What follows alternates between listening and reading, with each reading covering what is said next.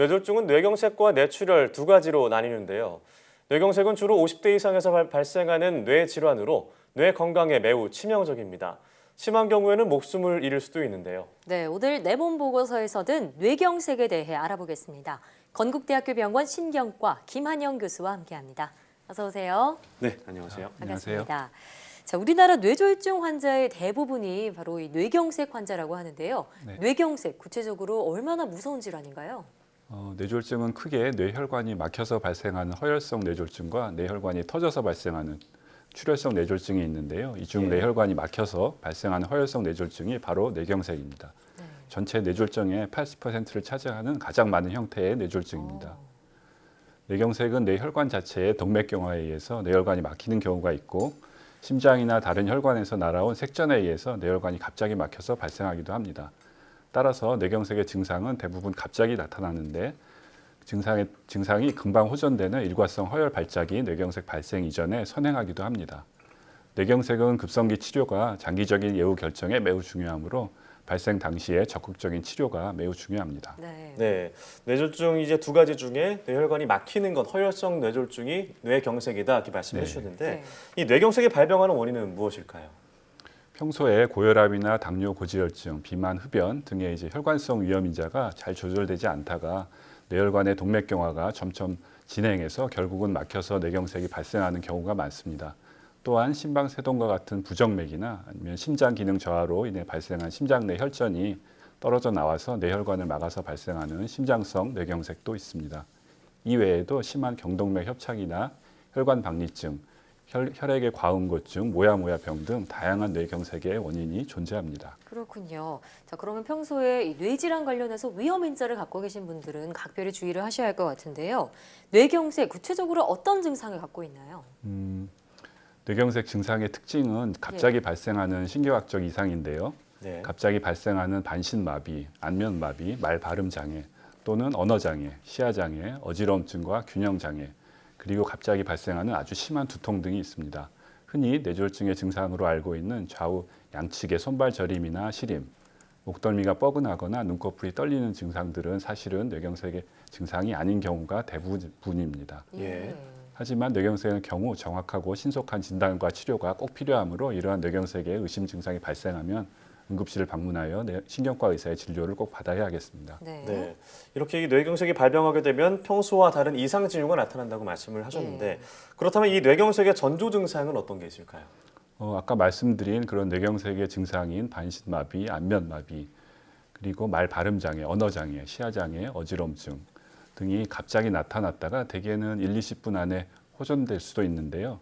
이를 학문적 용어로는 일과성 허혈 발작이라고 말하고 일반인의 이해를 돕기 위해서 미니 뇌졸중이라는 용어도 함께 사용합니다. 증상이 호전되어서 대수롭지 않게 여기고 넘어갔다가 뇌경색이 발생하고 나서야 병원에 가는 경우가 있습니다.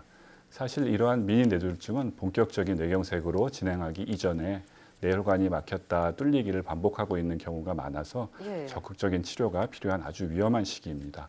증상이 좋아졌다고 해서 다시 발생할 때까지 기다리면 안 되고 반드시 병원을 방문하여 뇌경색의 전조 증상이 아닌지 정확한 진단과 치료가 필요한 이유입니다. 그러니까 일시적인 전조 증상이라고 할지라도 무심코 넘기면 안 된다 이런 말씀인데요. 뇌질환인 만큼 발빠른 대처가 무엇보다 중요할 것 같습니다. 뇌경색의 골든타임 혹시 있나요? 네, 뇌경색 치료에서 가장 중요한 것은 발병 후부터 치료를 시작할 때까지의 시간입니다. 뇌혈관이 막히는 순간부터 재생이 어려운 뇌세포의 손상이 급속도로 진행되기 때문에 골든타임이 중요한 대표적인 질환 중에 하나인데요. 큰 뇌혈관이 막혔을 경우에는 발생 후 4시간 반 이내이면 정맥내로 혈전용해제를 투여하여 막힌 혈관을 뚫어주는 치료가 가능합니다. 또한 직접 동맥내 시술을 통해서 혈관을 막은 혈전을 직접 제거하는 혈전 제거술은 발생 후 6시간 이내에 효과적일 수 있습니다. 환자에 따라서는 발생 후 24시간 이내에도 혈전 제거술이 도움이 될 수 있다는 연구 결과도 있습니다. 하지만 모든 경우에 가장 공통적인 것은 치료를 빨리 시작하면 할수록 치료 효과가 크고 뇌경색의 후유증을 최소화할 수 있다는 것입니다.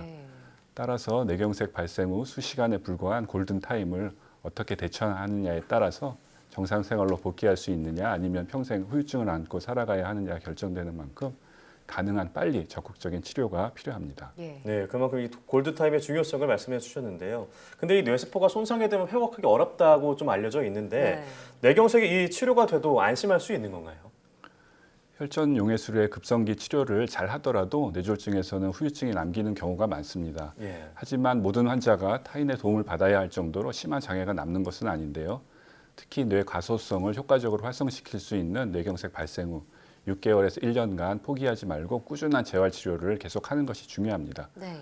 또한 뇌경색은 발생 후 1년에 5%, 5년에 10% 정도로 재발하는 경우가 많기 때문에 꾸준히 약물 치료를 포함한 지속적인 혈관성 위험인자 관리가 재발 예방에 무엇보다도 중요합니다. 네.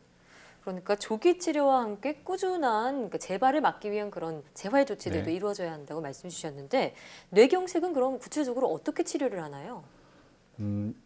뇌경색의 급성기 치료에서 가장 중요한 것은 이미 말씀드린 것과 같이 골든타임 안에 막힌 혈관을 뚫어주는 것입니다. 예. 예. 하지만 골든타임이 지났다고 하더라도 뇌졸중 집중 치료실에 입원하여 항혈소판제제나 항응고제 등의 약물을 사용해서 발병 초기에 뇌경색이 진행하는 것을 막고 흡인성 폐렴이나 욕창 같은 다른 합병증이 발생하지 않도록 하는 것이 중요합니다. 네, 그럼 우리 평소의 생활 습관에서 뇌경색을 예방하는 습관에는 어떤 게 있을까요? 뇌경색은 갑자기 발생하는 게 그 특징이긴 하지만 사실은 평소에 혈관성 위험인자인 고혈압, 당뇨, 고지혈증, 흡연, 비만 등이 조절이 안 되다가 어느 한계를 넘는 순간 갑자기 발생하는 것이기 때문에 이러한 위험인자를 평소에 관리를 잘하면 뇌경색을 예방할 수 있습니다. 네. 예. 특히 고혈압, 당뇨, 고지혈증은 초기에 아무런 자각 증상이 없을 수 있기 때문에 정기적인 검사가 필요하고 때에 따라 적극적인 약물 치료가 도움이 될 수 있습니다. 예.